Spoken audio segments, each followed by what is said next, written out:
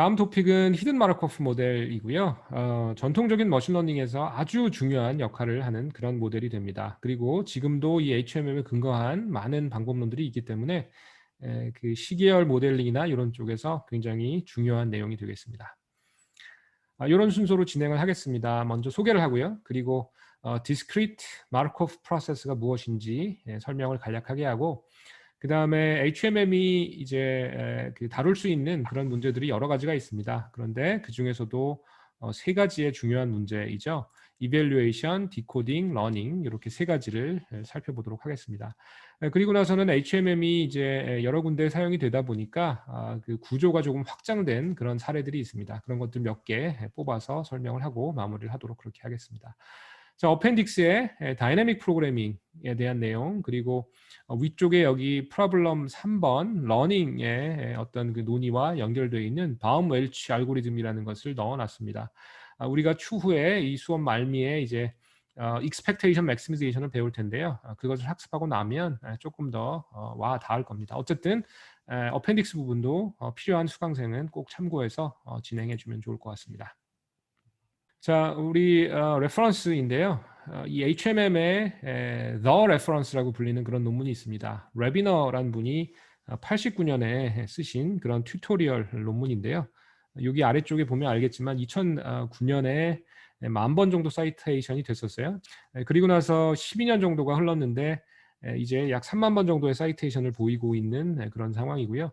그래서 HMM의 많은 논문들이나 코드 이런 것들이 이제 레퍼런스를 삼는 그런 중요한 튜토리얼이니까 우리가 다루는 수업 내용보다 더 많은 내용을 다루고 있으니 관심 있는 그런 수강생들은 역시 읽어보면 재밌다라고 느낄 겁니다. 도움되는 내용도 많이 포함되어 있고요. 그리고 교과서로는 우리가 참고 문헌으로 사용하고 있는 비숍의 교과서의 그 13장을 보면 시퀀셜 데이터에 대한 내용이 있습니다. 그래서 역시 참고하면 좋겠습니다. 자, probabilistic inference에 대한 우리가 소개를 어떻게 했었죠? 언제나 작동하는 솔루션이 있었죠. inference by enumeration이라는 테크닉 소개를 했습니다. 장점은 언제나 사용할 수 있지만 단점은 그 probability 정보, 우리가 다뤄야 되는 정보가 지나치게 커질 수 있다라는 그 단점이 있었고요. 그래서 우리가 설명하는 여러 가지 방법론들에 대한 분류 방법으로 첫 번째 차원으로 우리는 어떻게 하면 그 joint probability 정보를 줄일 거냐라는 견지를 이야기했습니다. 그래서 가장 대표적인 사례가 독립을 가정하거나 코절함을 가정하는 건데 굉장히 스트롱하지만 현실적이지 않아요. 세상에 이제 완전히 인디펜던트한 것 그리고 완전히 코절하는 것 이런 것은 이제 찾기가 쉽지 않기 때문에 유용함에도 불구하고 현실적이지 않은 그런 가정인 거죠. 어쨌든 인디펜던스와 코젤리티를 사용하면 이런 프로버빌리티의 어떤 정보를 우리가 확 줄일 수 있다라는 것. 반면에 보다 현실적인 그런 가정은 Conditional Independence, CI라고도 부를 것이고 우리가 뒤쪽에 Naive Bayes Classification이나 Bayesnet 할 때 자세하게 다룰 겁니다. 그 다음에 이번 토픽의 주제가 이제 결국은 이 마르코프 프로퍼티를 이용해서 조인트 프로버빌리티 테이블의 사이즈를 줄일 수 있는 그런 테크닉에 대한 내용이 되고요. 구체적인 사례로 히든 마르코프 모델, 줄여서 HMM이라고 하는 이 모델에 대해서 자세하게 살펴보도록 하겠습니다. 그 외에도 가우시안 믹스처 모델에서와 같이 레이턴트 베리어블을 쓰는 이런 식의 방법들이 있고요. 그 다음 두 번째 디멘전, 포스처 인퍼런스를 어떻게 할 거냐, 정확히 할 수도 있고 어프락시미틀리 할 수도 있다라고 이야기했습니다. 그래서 어쨌든 이번 토픽의 메인 주제는 이쪽 히든 마르코프 모델, 마르코프 프로퍼티를 이용해서 우리가 다뤄야 하는 확률 정보의 양을 감소시키는 그런 요령이다라고 이해를 해주세요. 자, 우리가 히든 마르코프 모델 HMM을 써서 다루는 데이터는 시퀀셜 데이터입니다. 우리가 앞쪽에서 리커런트 뉴럴넷 할 때 살펴봤던 그런 시퀀셜한 데이터라고 보면 되고요. 그때 다루긴 했지만 다시 한번 복습 삼아 이야기해 보도록 하겠습니다. 우리 트레이닝 데이터를 D라고 하고 거기에 이제 이그젬플들이 들어 있는데 우리가 MLP나 뭐 CNN 이런 그 모델을 다룰 때 했던 가정이 그런 샘플들이 IID다. Identically independently distribute 돼 있는 그런 가정이었죠. 그래서 독립의 가정이 있기 때문에 여러 가지로 편리한 면이 있었습니다. 반면에 우리가 HMM을 써서 다루고자 하는 그런 데이터에서는 이런 IID 어썸션이 조금 무너질 수 있어요. 근데 어쨌든 IID 어썸션을 썼을 때 좋은 점이 이 아래쪽에 수식으로 이렇게 표현이 되어 있습니다. 우리가 다루고자 하는 이런 n개의 인스턴스가 있다라고 하면 얘네들의 조인트 확률 분포가 아래쪽에 있는 이런 그림으로도 나타나 있죠. x1, x2, x3, x4 이렇게 이그젬플들이 동그라미로 표현이 되어 있고 걔네들이 독립이기 때문에 이그젬플 사이에 어떠한 연관도 예를 들면 뭐 엣지 같은 걸 써서 표현하지 않았습니다. 그리고 수식으로 볼 때도 이렇게 n개의 팩터로 편하게 분리해서 쓸 수 있다는 거죠. 그래서 이런 확률 모델링 측면에서 우리가 꿈꿀 수 있는 가장 좋은 소식은 이렇게 샘플들이 모두 독립이다라는 가정일 거예요. 아니면 변수들이 모두 독립이다라고 하는 어쨌든 샘플이 됐건 뭐 변수가 되었건 독립이다라고 하는 것을 우리가 가장 듣고 싶은 그런 이야기가 될 겁니다. 하지만 그렇지 않은 경우도 많이 있죠. 그래서 어쨌든 이렇게 IID를 가정했을 때 우리가 샘플 간의 디펜던시가 없고 그로 인해서 조인트 프로버빌리티 덴시티를 그냥 팩터라이즈 할 수 있는 이런 사례 잘 알고 있을 겁니다. 반면에 우리가 어떤 그 sequence of observations, 어떤 sequential 데이터를 다뤄 줘야 되는데 그럴 때는 이런 과정이 성립하지 않겠죠.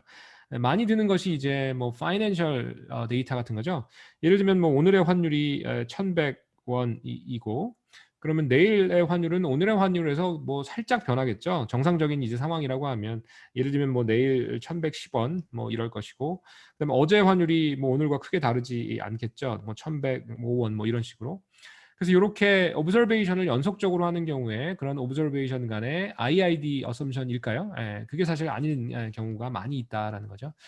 자, 그래서 우리의 가정은 사실은 이제 그 IID 어썸션을 이용해서 많은 모델을 설계해 왔는데 그런 가정을 조금 리바이즈해야 되는 그런 요구가 있을 수 있다는 거죠. 그래서 연속적인 인스턴스들이 이제 디펜던트 할 때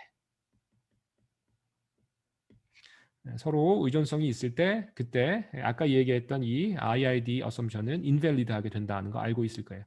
뭐 다른 한 예제를 한번 들어보겠습니다. 아까는 파이낸셜 데이터의 사례를 들었는데 뭐 어떤 자연어에서의 문장 같은 거, 워드나 캐릭터 같은 거에 어떤 연속됨을 살펴보면 바로 알 수 있을 겁니다. 예를 들면 영어에서 T라고 하는 알파벳이 나왔을 때 그 다음에 아주 많이 T라는 알파벳이 나왔을 때 그 다음에 아주 많이 등장할 것으로 예상이 되는 알파벳은 H예요. 왜냐하면 더라고 하는 그런 관사가 굉장히 많이 나오기 때문이죠. 반면에 T 다음에 X가 뭐 통신 쪽에 TX, RX 뭐 그럴 땐 나오지만 일반적인 영어 문장에서 TX는 사실 확률이 현저히 떨어질 겁니다. 그래서 이런 식으로 앞에 있는 것의 의존성이 그 다음에 나오는 캐릭터에 있는 사례 여러분 많이 살펴봤죠. 자, 그래서 템포럴 하거나 스페이셜 하거나 어쨌든 오브저베이션이 시퀀스를 형성하고 있고 그때 서로 간의 디펜던시가 있다라고 하면 앞서 이야기했던 그런 간단한 그런 가정, 즉 독립 인디펜던스 가정에 근거한 probability distribution의 팩토리제이션은 더 이상 기대할 수 없다는 거예요. 자, 많은 사례가 있습니다. 워드에 있는 레터들 아니면 센텐스에 있는 워드들 그리고 핸드라이팅 할 때 이렇게 뭐 I am 뭐 이렇게 쭉 쓸 때 이런 그 라이팅 할 때 펜 무브먼트 같은 것들 공간적인 디펜던스가 있고요. 그다음 DNA 시퀀스 뭐 A, G, G, T, T, T 이렇게 쭉 나갈 때 이런 것들 당연히 어떤 의미 있는 그런 부분을 가지게 됩니다. 그래서 DNA 시퀀스의 베이스 페어 같은 것들 이런 것들도 이제 서로 간에 디펜던스가 있을 수 있다라는 거죠. 그래서 템포럴 모델링 또는 시퀀셜 모델링에 사용되는 여러 가지 모델들이 있는데요. 전통적으로 가장 널리 쓰이는 것 중에 하나가 요 HMM, 히든 마르코프 모델이 됩니다. 그리고 우리가 뉴럴 네트워크 할 때 살펴봤던 RNN이나 그리고 그때 잠깐 언급했었던 LSTM이나 GRU 이런 것들이 이제 사용이 많이 되고 있고요. 그리고 최근에 이제 특히 딥러닝 측면에서 모델들이 등장이 되었는데 예를 들면 이제 페이스북에서 제안했던 메모리 네트워크 이런 거는 이제 반지의 제왕이라고 하는 소설을 알고리즘에게 쭉 흘려주고 그때는 막 질문을 합니다. 그럼 Q&A를 할 수 있는 그런 알고리즘을 만드는 데 사용됐던 그런 네트워크이고요. 그 다음에 구글에서 제안한 뉴럴 튜링 머신 같은 경우는 이제 알고리즘을 언할 수 있는 예를 들면 트레이닝을 시킨 다음에 런던에 지하철 맵을 주고 A라고 하는 스테이션에서 B라고 하는 스테이션까지 최단 경로 찾아봐라. 뭐 이런 거. 아니면 알고리즘 시간에 기억하겠지만 Traveling Salesman Problem이라고 하는 유명한 문제가 있는데 거기에 대한 솔루션을 찾는다든지 알고리즘을 런할 수 있는 그런 네트워크이고요. 그 다음에 지난번 우리 템포럴 모델링 뉴럴 네트워크를 써서 할 때 들었던 사례죠. 트랜스포머 이런 것들이 최근에 제안된 딥 뉴럴 네트워크를 이용한 템포럴 모델링의 사례가 되겠습니다. 어쨌든 더 이상 IID 어썸션이 통하지 않고 인스턴스 간에 디펜던시가 있는 그런 상황이다라는 것을 기억해 주세요. 이 사례는 그 이제 지난번에 RNN을 할 때 이미 한번 보여드렸던 그런 사례입니다. 예를 들면 여기에 리눅스 매뉴얼을 가지고 와서 그것을 우리의 콜퍼스로 삼아서 랭귀지 모델링을 하는 그런 사례를 우리가 살펴봤었죠. 그래서 예를 들면 여기서는 하나의 캐릭터에 대한 확률을 우리가 계산을 하죠. 카운팅을 통해서 알아낸 다음에 그것을 비주얼라이즈 한 겁니다. 예를 들면 뭐 A라고 하는 거 아에이오가 아무래도 많이 나올 테니까 아에 이 오, 우라고 하는 모음들이 이제 뭐 상대적으로 자음보다 뭐 많이 나오고 이런 그 소위 말하는 모노그램에 대한 probability visualization이고요. 자, 그 다음에 XY라고 하는 바이그램 이야기했었죠. 연속적으로 나오는 두 개의 철자. 예를 들면 아까 더 때문에 TH라고 하는 것이 많이 나온다라고 했고, 예를 들면 여기에 더를 보면 T 그리고 H 여기에 요 네모가 상당히 크죠. 그래서 이제 요로 TH라고 하는 바이그램이 크다. 뭐 이런 사례가 되겠습니다. 즉 연속적인 어떤 그 샘플 간의 디펜던시가 있음을 나타내고 있는 그런 사례가 되겠습니다. 자, 그래서 이런 시퀀셜한 디펜던시를 나타내기 위한 방법들이 있을 텐데요. 예를 들면 이제 가장 기본적으로 할 수 있는 것이 IID 어썸션을 릴렉스를 하는데 우리가 통계 시간에 배운 요 체인 룰을 사용하는 겁니다. 아까 IID 어썸션을 썼다면 이 왼쪽에 있는 probability가 그냥 i는 뭐 1부터 n까지 p의 xi 그냥 아까는 곱했었잖아요, 그렇죠? 근데 더 이상 이제 이런 그 독립의 가정을 쓸 수 없기 때문에 우리가 통계 시간에 배운 것은 요 1번식과 같은 소위 말하는 오토 리그레시브한 이런 팩토리제이션이 됩니다. 위에 있는 걸 조금 풀어서 써보면 여기 있는 건 지우고 위에 1번식을 좀 풀어 써보면 x1 곱하기 그죠? x2인데 x1을 봤다라고 가정하고 그 다음에 x3인데 x1하고 x2를 봤다고 가정하고 이런 식으로 쭉 해주는 이런 방법이 되는 거죠. 그래서 이제 굉장히 어떻게 보면 우리가 런해야 될 것이 많긴 하지만 유니버설리 제너럴하게 쓸 수 있는 테크닉이긴 합니다. 그래서 어쨌든 IID 어썸션을 릴렉스해서 1번식과 같이 풀어서 팩토라이즈 할 수 있고요. 하지만 1번은 방금 전에 이야기한 바와 같이 어떤 그 추가적인 심플리피케이션이 없다라고 하면 현실적이지 않을 수 있다라는 거죠. 그 이유는 예를 들면 x1이 x2의 디펜던시를 가지고 그 다음에 x3가 x2의 디펜던시를 갖기도 하지만 x1에도 디펜던시를 가지고 그 다음에 x4라는 거는 x3에 대해서도 갖고 x2에 대해서도 갖고 x1에 대해서도 갖고 뭐 이런 식으로 계속 이제 디펜던시가 늘어나게 되겠죠. 그래서 이게 금방 복잡해지기 때문에 이거를 심플리파이하는 그런 어썸션 없이는 우리가 효과적으로 모델링하기가 어렵다라는 거예요. 자, 그래서 그런 심플리파잉 어썸션의 가장 대표적인 사례로 우리가 마르코프 프로퍼티를 가지고 올 겁니다. 만약에 first order 마르코프 프로퍼티를 가정한다라고 하면 x3가 바로 전 것 x2에만 디펜던시가 있고 x4 바로 전 것 x3에만 디펜던시가 있다는 거죠. 이걸 가정 안 했으면 어떻게 되겠습니까? 이렇게 이런 그 추가적인 디펜던시가 있어야 될 거예요. 그죠? 그래서 x2, x1 이렇게 추가적인 디펜던시가 있고 이 이제 뭐 예를 들면 x1 같은 경우에 뭐 x3 이렇게 또 디펜던시가 있고 이런 식으로 이제 앞쪽으로 피드 포워드 방향으로 추가적인 이런 디펜던시 양상이 많아질 겁니다. 그죠? 자, 그 다음에 세컨 오더 마르코프 프로퍼티를 우리가 쓴다라고 하면 두 개에 대해서 디펜던시를 갖죠. 하나 전 거 그리고 전전 거 이렇게. 그래서 우리가 알고 있는 그 마르코프 어썸션을 이용해서 1번에 대한 그 복잡함을 우리가 조금 심플리파이해서 진행하는 것. 그것이 이제 우리가 그 가장 처음 가정하는 그런 사실이 되겠습니다. 자, 그래서 히든 마르코프 모델을 소개합니다. 히든 마르코프 모델은 통계적인 머신러닝 모델이고요. 여기서 모델링 되고 있는 시스템은 어떻게 가정하냐 하면 마르코프 프로세스라고 가정을 할 거고요. 그 다음에 이 이름 히든에서도 알 수 있듯이 unobserved 또는 latent 또는 뭐 hidden state가 있는 그런 모델이다라고 하는 것을 미리 밝히고요.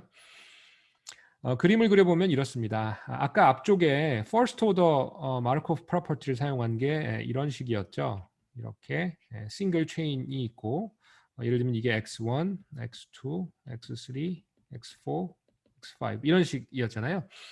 그런데 이것은 그냥 마르코프 모델이고요. 히든 마르코프 모델은 그렇게 되는 것이 아니라 위쪽에 이렇게 히든 variable의 체인이 있고요. Z1, Z2 쭉 해서 이렇게 체인이 있고요. 그 다음에 각각의 히든 스테이트로부터 오브저베이션이 나오는 이런 구조를 취하게 됩니다. 그래서 우리의 오브저베이션 간에는 디펜던시가 직접적으로 있지 않음을 여기 확인할 수 있습니다. 물론 Z라고 하는 걸 통해서 간접적으로 디펜던시가 있을 수 있죠. 하지만 명시적으로 XI하고 XI 플러스 1, 뭐 XI 마이너스 1 사이에는 explicit한 dependency는 있지 않게 됩니다. 그리고 latent variable Z1부터 쭉 해서 얘네들은 이제 직접적인 마르코프 어썸션에 의한 체인 구조를 가지고 있는 이런 형태가 됩니다. 그래서 요 HMM이 오늘의 하이라이트 주인공이고요. 이것에 대해서 차근차근 더 이야기를 해보도록 하겠습니다. 일단 응용부터 이야기하면 우리가 RNN 살펴볼 때 이미 이야기했죠. 이 시퀀셜 모델링은 아주 유비쿼터스하다. 우리 생활의 많은 부분에 이런 템포럴 모델링, 시퀀셜 모델링이 필요하다라고 이야기를 한번 했었고요. 뭐 다시 한번 사례를 들도록 하겠습니다. 예를 들면 스피치 레코그니션이나 OCR이라고 해서 손글씨 같은 거 아니면 뭐 인쇄된 글씨 이런 글씨를 인식하는 그런 태스크가 있는데 그런 자동화된 태스크에 우리는 사용을 할 수 있습니다. 예를 들면 여기 있는 그림이 뭐냐면 가운데 있는 이런 음파, 어쿠스틱 웨이브를 우리 귀가 듣게 됩니다. 아니면 우리의 머신이 이걸 듣고요. 그 다음에 여기에 내포되어 있는 그런 의미를 우리가 인지합니다. 아니면 알고리즘이 이 얘를 recognize 할 수 있죠. 여기에 발음되는 단어는 Bayes theorem이라고 얘기하고요. 그 다음에 스펙트로그램이라고 해서 얘를 이제 주파수로 처리를 해주게 됩니다. 후리에 어널리시스 같은 걸 통해서 주파수 도메인으로 분석을 하면 예를 들면 특정 타임 포인트에서 예를 들면 이렇게 끊어보면 이 타임 포인트에서 각 주파수 성분별로 성분이 얼마나 있는지 이런 것을 이제 분석할 수 있게 해주는 그런 원리가 되죠. 자, 어쨌든 여기서는 음성이라고 하는 시퀀셜한 데이터를 나타내고 있는 거고요.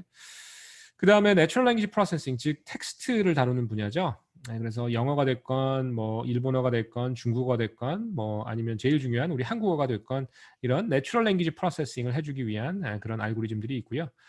포스트 태깅, Part of Speech Tagging 또는 뭐 포스트 태깅이라고도 하는 기본적인 동작 아니면 요즘 또 역시 이제 머신 리딩이라고 하는 분야가 있는데 거기서 중요한 역할을 하는 텍스트 요약 이런 많은 그 사례들이 있고요. 그 다음에 비디오 분석도 액티비티 레코그니션, 비디오에서 지금 뭐 하고 있는지 인식하거나 아니면 쭉 스토리를 텔링하거나 아니면 모션을 트래킹하거나 많은 사례가 있고요. 그 다음에 아마도 이제 가장 많은 사례가 요 NLP 쪽, 뭐 스피치나 NLP 쪽하고 이쪽 바이오 인포메틱스 쪽일 겁니다. 바이오 인포메틱스라고 하면 이제 바이오하고 정보 기술이 융합된 이런 형태고요. 결국은 우리 자신도 AGTC라고 하는 네 종류의 심볼을 갖는 디지털 인포메이션이죠. 우리 어머니, 아버지께서 디지털 인포메이션을 이용해서 우리를 빚으신 거잖아요. 그래서 결국은 우리도 디지털 정보로 되어 있는 거죠. 거기에 이제 착안해서 사람들이 이제 컴퓨터를 이용해서 생명 정보를 분석하거나 신약을 개발하고 여러 가지 일을 할 수 있습니다. 그래서 시퀀스 얼라이먼트나 이런 쪽에 HMM이 아주 오랜 기간 사용이 되어 왔고요. 진 파인딩이나 프로틴 모티브 파인딩 등등등 해서 바이오인포메틱스에서 HMM의 응용 케이스가 굉장히 많습니다.